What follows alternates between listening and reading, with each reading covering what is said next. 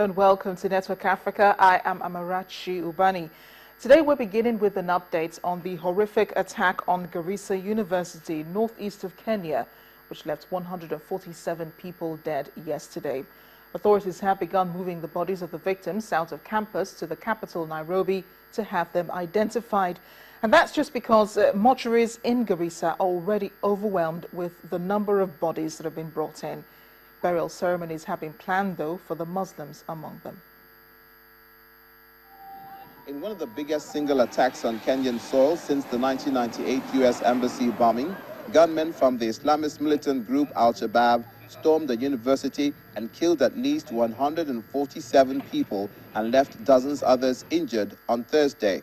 The siege ended nearly 15 hours after the Somali group's gunmen shot their way into the Garissa University College campus in a pre-dawn attack, sparing Muslim students and taking many Christians hostage.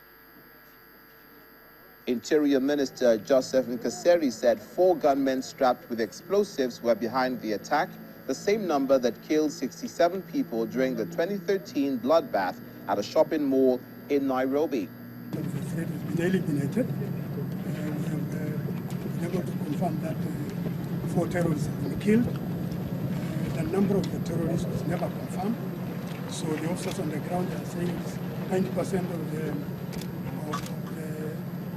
the threat has been eliminated. So with that being now, they are mopping up the area as it is, and we will continue to get update and also the number of the casualties, the fatalities, so to speak. Medical personnel were provided with military equipment to help those injured, and those in critical condition were airlifted to Nairobi for specialized treatment.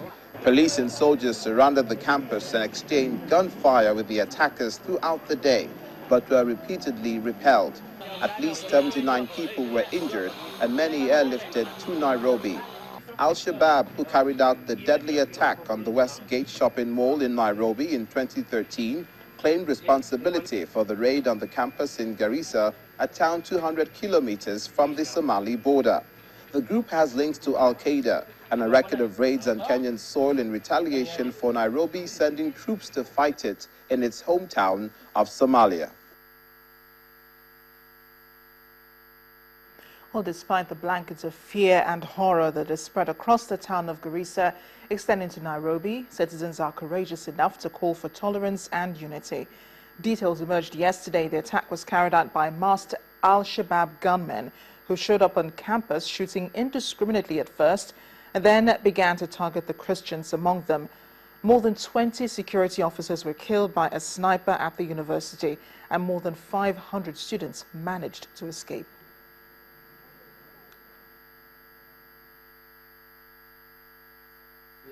We don't know what the government would do unless we are convinced that the security would actually work and put things in place when we may go back.